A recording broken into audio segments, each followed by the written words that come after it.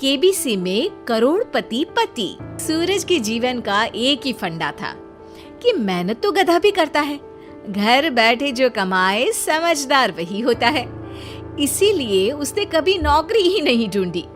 इस बात से हालांकि उसकी पत्नी शिखा बिल्कुल भी अग्री नहीं करती थी, पर फिर भी सूरज को समझाना बेकार था। टीवी में कैसे बनोगे करोड़पति का ऐड देखकर उसे लगा कि बस अब तो घर बैठे ही वो करोड़पति बन सकता है, और उसके पीछे उसने अपने सारे सोर्सेस एक्टिव कर दिए। 2 हफ्ते में उसके कलीग के साले के पड़ोसी के बेटे का सोर्स निकलता है जो कि उसे शो में पहुंचा सकता है, और सूरज उससे मिलने चला जाता है।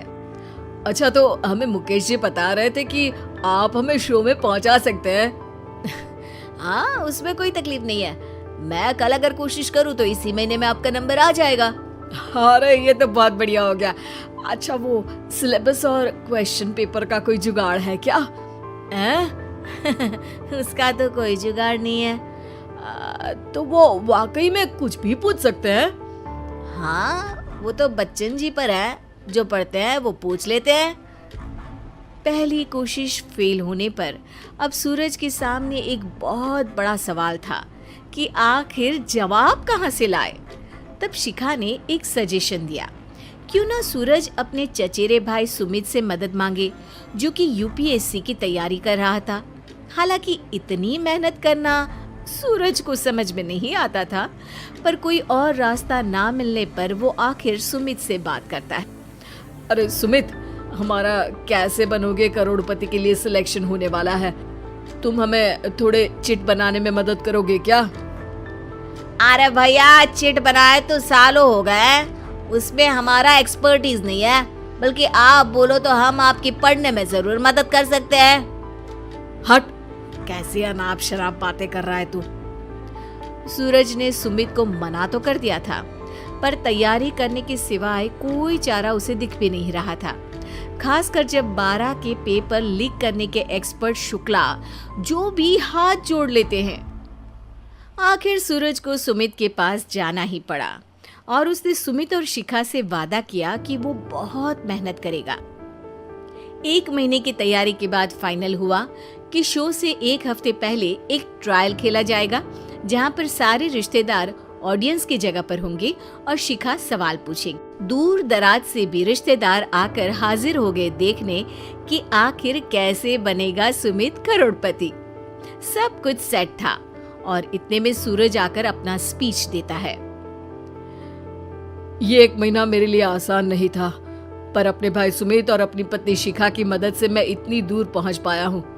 मेरे मम्मी पापा के आशीर्वाद ने भी बहुत साथ दिया है मेरा। मैं उम्मीद करता हूँ कि आज के शो में आप लोगों को बहुत मजा आएगा। साक्षी पहला सवाल पूछती है और पूरे कमरे में सन्नाटा छा जाता है। इंडिया में कितने स्टेट्स हैं?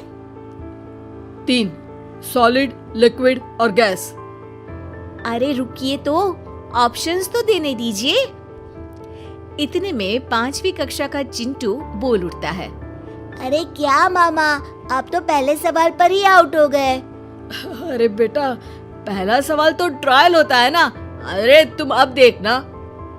देखने जैसी बात तो थी ही। सूरज को इतना शांत किसी ने नहीं देखा था। कभी कभी तो लगता था मानो सूरज आंख खोलकर ही सो गया हो।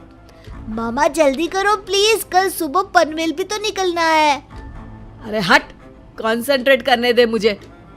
3 सवाल में 3 लाइफलाइन खत्म हो चुकी थी, और अब चौथे सवाल पर भी सूरज का मौन नहीं टूटा। पर सूरज अभी भी हार मानने को तैयार नहीं था। उधर हर कोई सूरज को छोड़ सुमित को देख रहे थे। आखिर सुमित ने ही तो पढ़ाया था सूरज को। गजब बेइज्जती है यार। अरे बेटा, तो बाप का, दादा का, भाई का, सबका नाम बुड़वाएगा। अरे 3 लाइफलाइन ले ली तो भी तेरा कुछ नहीं होना है। अरे कोई इतनी बात करता है क्या शो पर? अरे बेटा, शो पर तेरे जैसे भी तो नहीं आते ना। सूरज की ये जंग आखिर 1 घंटे बाद 5वें सवाल पर खत्म हो गई, जब उसने इंडिया के नेशनल बर्ड का नाम कहा, कौवा। अरे बेटा, मजा तो बहुत आया, बस थोड़ा टाइम पर खत्म होता तो आनंद भी आ जाता। ताने बारिश के बूंदों की तरह बरस रहे थे और सूरज को भी समझ आ रहा था कि ये करोड़पति बनना शायद उसके बस के बाहर की बात है। पर वो आखिर ये बात मान कैसे लेता?